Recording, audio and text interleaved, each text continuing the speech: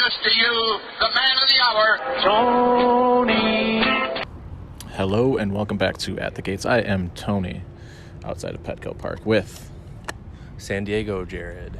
Ooh, San Diego Jared.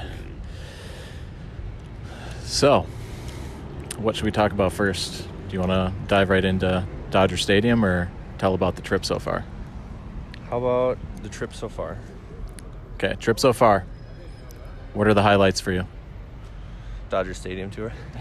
I mean, we haven't done a whole heck of a lot of stuff, but the Impossible Burger on day one was really good. Check it out if you have an opportunity to. Then Shout out Bear Burger. That's where it was, Bear Burger. And then the Dodger Stadium tour was obviously pretty good.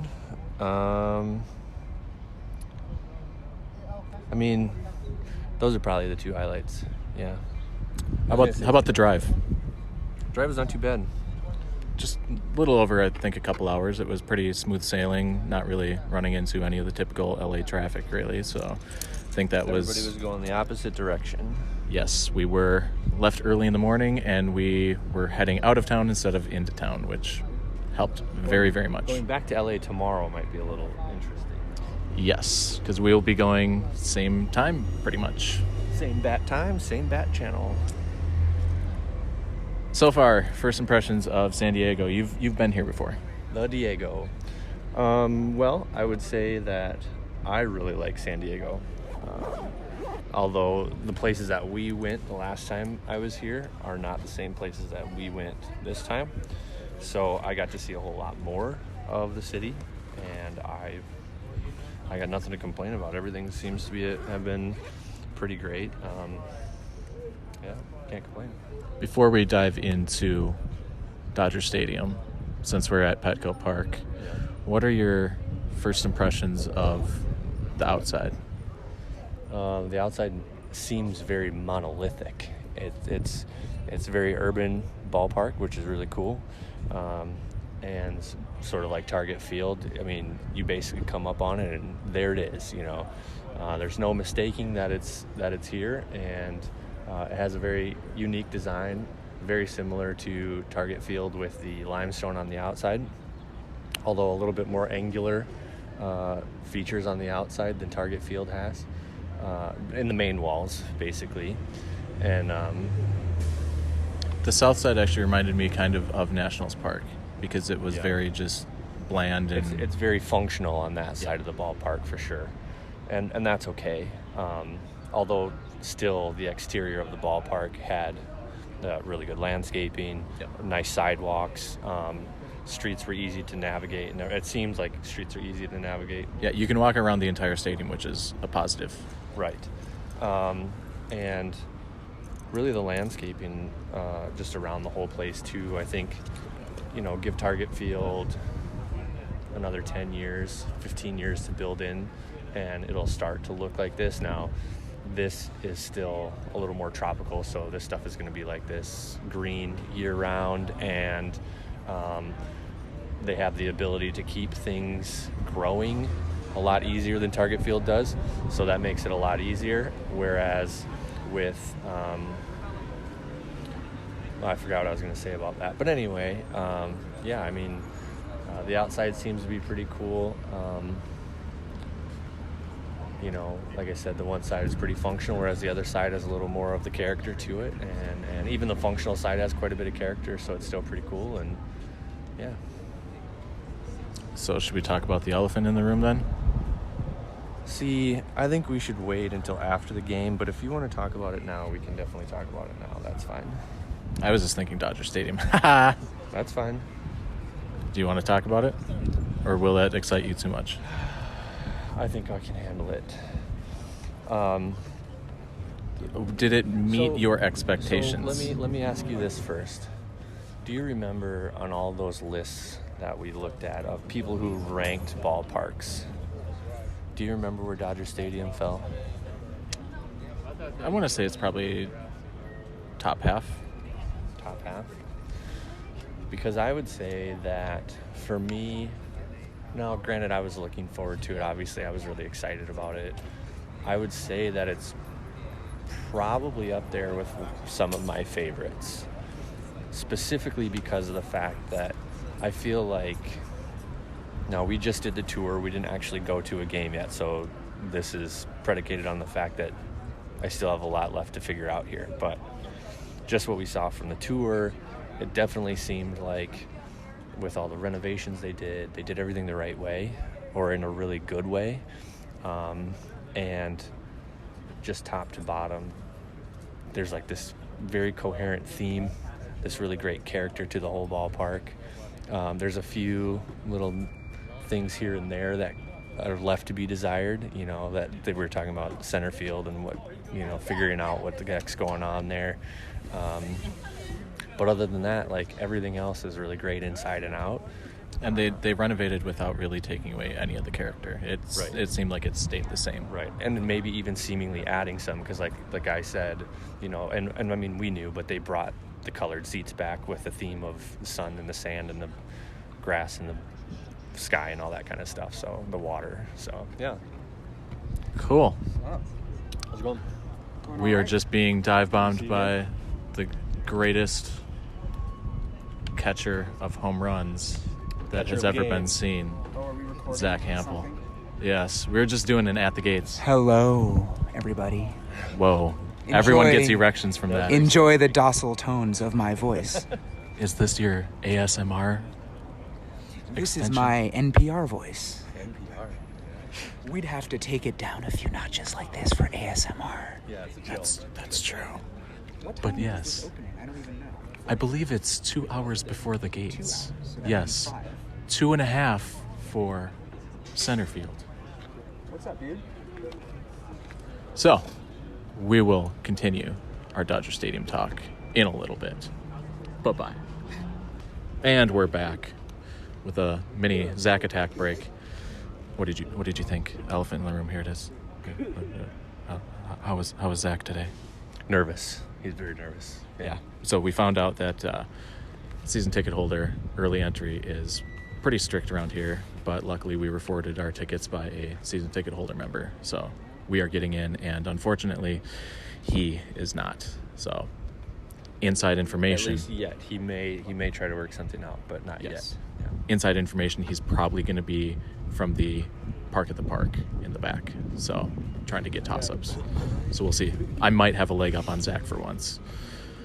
But that means that I'll probably only end up maybe even with him. Yeah. So we were back at Dodger Stadium. So what do you think that it can only go up from here, or do you think that there is potential that it can go down based on a game? Obviously, there's always potential for it to go down. However, Do you actually think that? No, because we saw pretty much the majority of the areas of the park, except for like the main concourses. And we really didn't get to go into the outfield, obviously, but Right. So for the most part, it can stay where it is and only go up. and so far, where do you think that you have it in? Because you said that it was towards the top for you. What is it equal to or around? Let's say maybe Camden. Is it close to that? No, but it's right behind Camden. I mean, I have limited stadiums compared to you, and obviously compared to Zach. But for the list that I have, it's between Camden and the next one down. So that's probably third or fourth in line. Yeah. Do I anticipate that to fall very far? No, but Do you think it can pass it? Past Camden? No. Okay. So it's pretty much... It can equal out, but probably not. It can only go up slightly in grade, but not necessarily in rank. Right. Yep. That's fair. So do you think that it sounds like it's above average, so it'd be above a C. To me, Do you think it's in the A class of stadiums, or is it in B class? I would say it's probably in that A- range.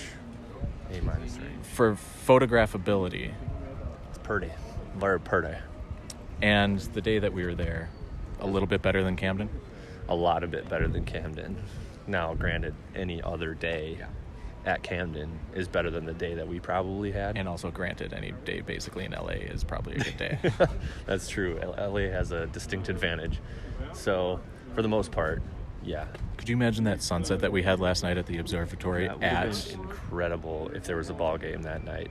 Now, that's definitely going to be something we're going to have to look out for when we go tomorrow. Especially you. I don't want you to have another rainbow at the All-Star game moment. I highly doubt that there's going to be a rainbow tomorrow at the game. No, but I'm just saying your rainbow at the All-Star game would be followed by a fire sunset at Dodger Stadium.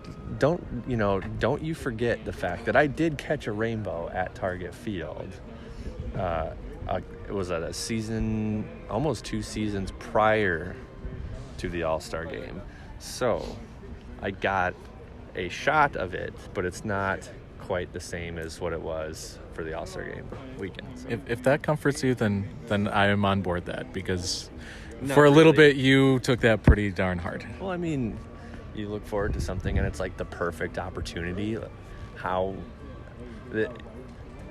Not saying it's holy grail kind of quality, but considering the circumstances, the last time the All-Star game was in Minnesota, at an outdoor ballpark, with a perfect rainbow side to side in the outfield, directly in line of sight of basically also the majority of the fans. With actually kind of a nice sky, too. Yeah, that's about as close to holy grail as it gets, so...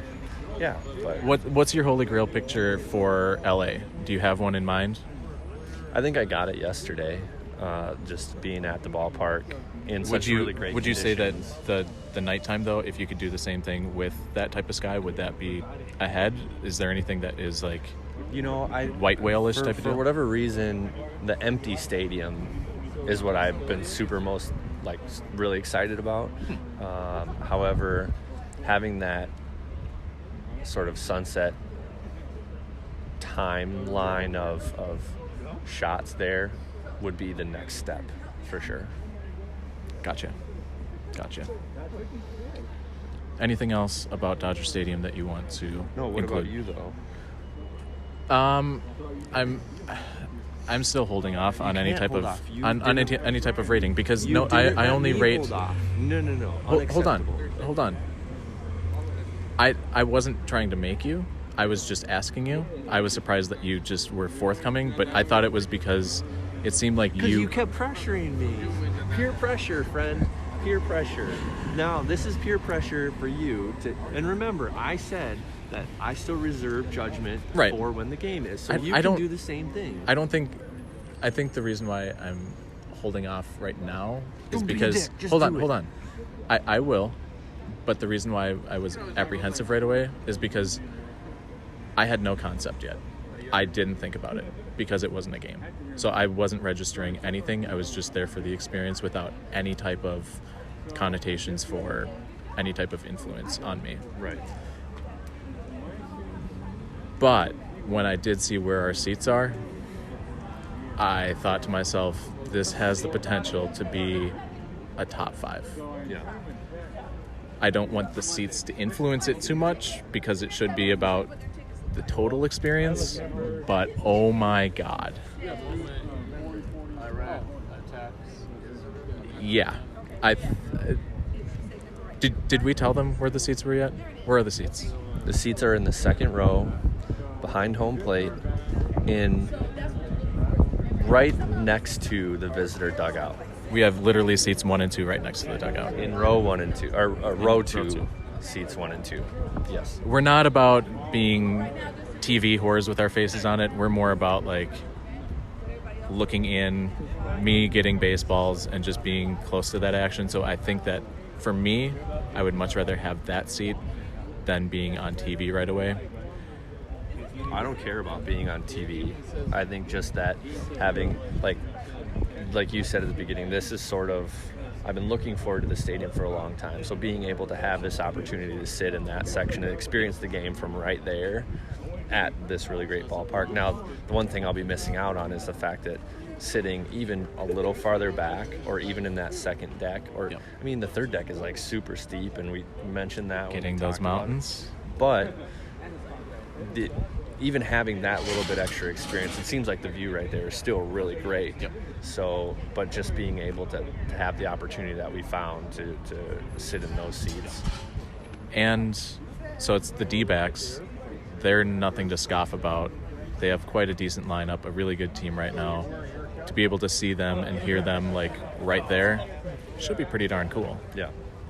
You can definitely hear a lot of the different types of baseball game chatter when you're sitting at that kind of an angle to the dugout that you can't hear when you're even sitting directly behind the dugout in the first row.